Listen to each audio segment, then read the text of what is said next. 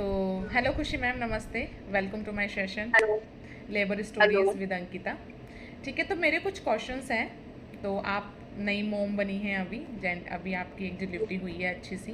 तो मुझे कुछ क्वेश्चंस हैं जो आप अपनी कॉन्वर्सेशन के थ्रू मैं बताना चाहती हूँ कि ऐसे अगर किसी के मन में क्वेश्चन है तो वो उनके आंसर ये होंगे। तो मेरा एक पहला क्वेश्चन आपसे है कि कॉन्ट्रैक्शन अराउंड कितनी टाइम पहले आपको होने लग गया था जब आपकी डिलीवरी होने लगी थी?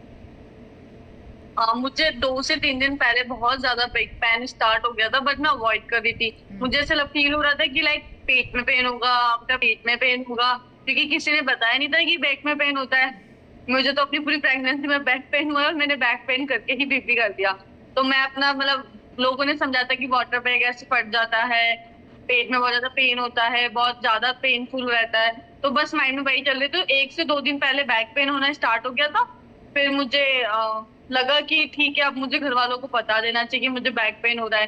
फिर अर्ली मॉर्निंग मुझे ब्लड टेंट भी दिख गया था। तो फिर मैंने घर वालों को इन्फॉर्म किया। फिर देन हम हॉस्पिटल गए, देन डिलीवरी। अच्छा, तो कॉन्ट्रैक्शन स्टार्ट होने की कितने टाइम बाद आपको लेबर रूम में ले गए?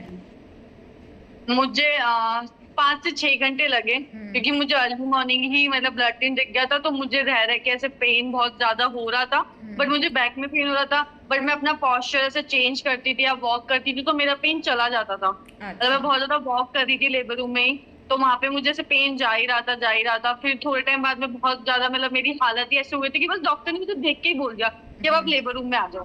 तो मुझे 1 से 2 घंटे बाद में मतलब बेबी ऐसे हो गया था लेबर रूम में ले जाने के बाद। अच्छा, तो आप मुझे बताओ कि आपको स्पॉटिंग कब हुई थी? जैसे आप बताते कि ब्लड स्टैन दिखा, तो वो कौन से मंथ में हुई मुझे थी और कौन सा वीक चल रहा था आपका? मेरा 9 मंथ ही चल रहा था एंड 37 वीक था। अच्छा, तो आप घबराए तो नहीं?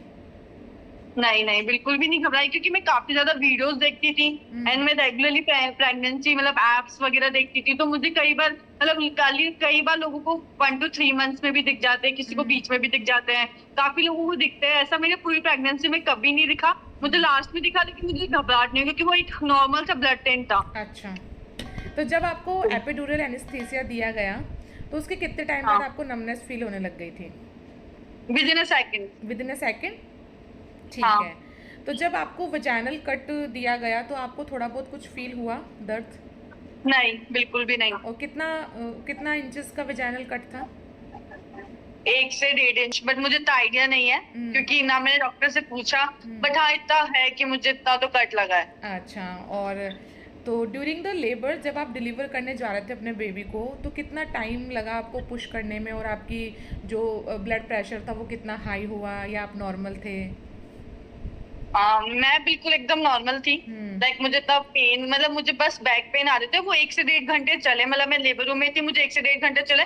बट मैं खुद अकेली थी एंड देन मैं बहुत ज्यादा वॉक कर रही थी, बहुत मतलब ऐसे वॉक वॉक वॉक एंड मन अपना डाइवर्ट कर रही थी और सोच रही थी बस हो जाए हो जाए हो जाए। एंड मतलब 10 से 15 मिनट में लाइक बेबी मेरा तो हाँ, डिलीवर हो गया था। 10 से 15 मिनट में मतलब आपको टाइम लगा बस इतना, फिर वो बेबी आपको नॉर्मली डिलीवर हो गया। तो अब मुझे एक हाँ। बात बताओ कि जो क्या बोलते हैं, जब आपको स्टिचेस वगैरह लगे, जब बेबी डिलीवर हो चुका था आपका, फिर उसके बाद जब आपको आपकी सफाई हो रही थी, आपकी क्लिनजिंग हो रही थी, प्लेसेंटा वगैरह रिमूव हो रहा था वहाँ से, और जब स्टिचेस क्या बोलते हैं स्टिचेस लग रहे थे आपको, तो कैसा लग रहा था वहाँ उस टाइम पे?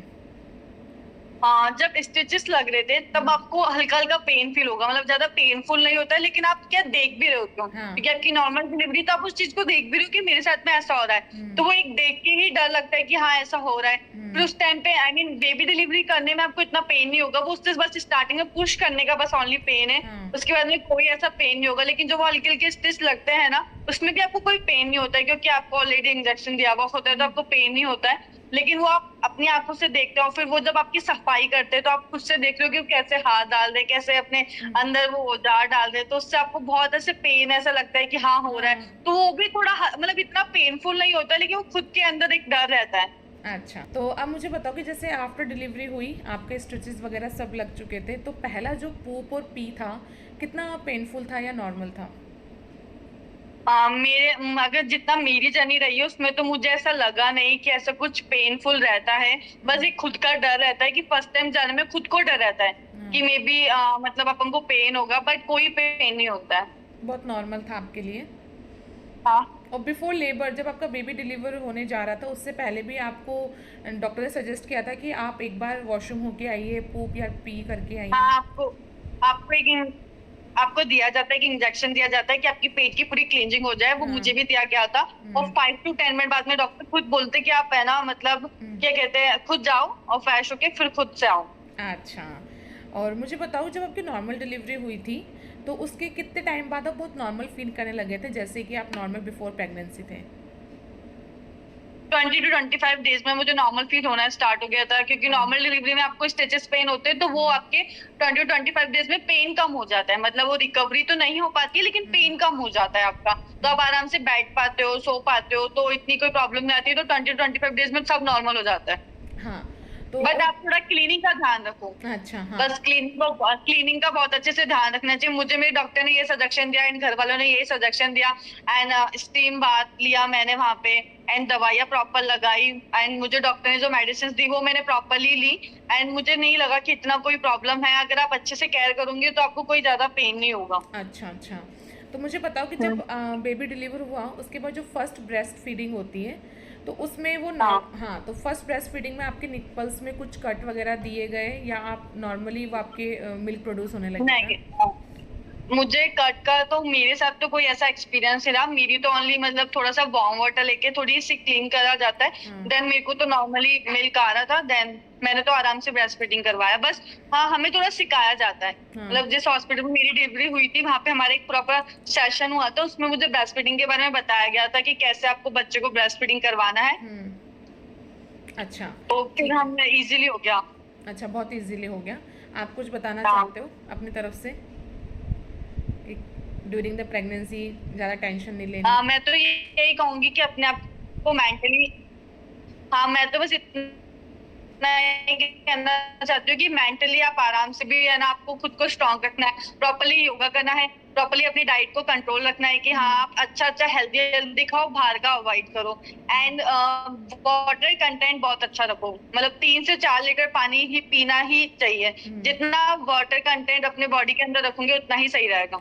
और जो ब्रीदिंग एक्सरसाइज के बारे में मैंने आपसे बात की थी वो कितना हेल्प किया ड्यूरिंग प्रेगनेंसी? मेरा एक्चुअली हीमोग्लोबिन काफी कम था, मेरा 8 हीमोग्लोबिन था, क्योंकि मुझे काफी वॉमिटिंग हुई है फर्स्ट टू 3, मतलब फर्स्ट सेमेस्टर में मुझे काफी वॉमिटिंग हुई, तो उस वजह से मेरा हीमोग्लोबिन बहुत डाउन चला गया था। तो मुझे स्टेयर चढ़ने में, वॉक करने में, उठने में, मतलब मैं जल्दी जल्दी सांस फूलने लग गई थी। देन मैंने फिर अंकिता मैम से शेयर किया कि मुझे ऐसी ऐसी दिक्कतें आ रही, फिर उन्होंने मुझे समझाया कि आप ब्रीदिंग एक्सरसाइज करो, आप थोड़ा थोड़ा वॉक करो, एंड ब्रीदिंग एक्सरसाइज पे प्रॉपर्ली ध्यान दो, मेडिटेशन करो। उससे मुझे काफी 15 to 20 डेज में काफी रिकवरी मैंने कर ली थी। मतलब मुझे कोई ऐसा स्टेयर चढ़ने में, वैसे मैं बहुत ज्यादा हाफने लग गई थी। ऐसा होता है, मतलब नॉर्मल है, अगर आप प्रेगनेंसी के अंदर हाफना, स्टेयर चढ़ना, थोड़ा सा दिक्कत आती है, क्योंकि आपका टमी इतना, मतलब साइज बहुत कम होता है। फिर बेबी जैसे जैसे जैसे उसका वेट बढ़ता रहता है, वैसे वैसे आपको दिक्कतें आना स्टार्ट हो जाती है, क्योंकि बॉडी के और ऑर्गन्स में थोड़ी थोड़ी दिक्कतें, मतलब वो छोटे होते रहते तो आती है। बट मुझे बहुत ज्यादा आ रही थी हीमोग्लोबिन कम होने के चक्कर में। फिर इसलिए आपको प्रॉपर्ली योगा करना चाहिए, मेडिटेशन करना चाहिए, और ब्रीदिंग एक्सरसाइज करनी चाहिए। अच्छा, तो आप अपना कुछ एक्सपीरियंस शेयर करना चाहते हैं पर्सनल, और जो हमारी मम्मियाँ नई बनने वाली है, मॉम टू बी जो है, उनके से क्या कहना चाहते हैं, क्या सजेशन देना चाहते हैं? बस मैं ये कहना चाहूंगी कि आप प्रॉपर्ली खुश रहो। सबसे ज्यादा तो पहले कि प्रॉपर्ली अपनी डाइट को अच्छे से रखो, बाहर का अवॉइड करो, अच्छा घर का हेल्दी हेल्दी खाना खाओ, खुश रहो, एक्सरसाइज करो, एंड ऐसे मत सोचो कि है ना प्रेगनेंसी कोई बीमारी है या फिर कोई दिक्कत है, या फिर आप ये नहीं कर सकते, वो नहीं कर सकते, यहाँ नहीं जा सकते, वहां नहीं जा सकते। ऐसा कुछ चीजों को आप सब करो, बस थोड़ा सा ध्यान रखो, क्योंकि अपनी जो कुछ चीजें होती है, घर के बड़े भी कहते हैं कि ये नहीं करना चाहिए, वो नहीं करना चाहिए, तो उन चीजों को प्रॉपर्ली ध्यान दो, क्योंकि कुछ चीज अपने लिए अच्छी होती है। तो बस उन बातों का ध्यान रखो। बाकी मुझे कभी पूरी प्रेगनेंसी में कोई ऐसी दिक्कत नहीं आई है। थोड़ा मेरा फिजिकली ही, मतलब मेरा हीमोग्लोबिन डाउन चला गया था, उन वजह से मुझे दिक्कत आई थी। बाकी मुझे ऐसा कोई प्रॉब्लम नहीं है कोई, क्योंकि प्रेगनेंसी कोई बीमारी नहीं है। मेरी डॉक्टर हमेशा मुझे बात कहती थी कि प्रेगनेंसी कोई बीमारी नहीं है, तो खुश रहो, सब करो। चलो ma'am, thank you so much ma'am for your time, thank you so much for joining in. Enough for today. Thank you so much. Bye bye. Take care. Stay happy. Stay healthy.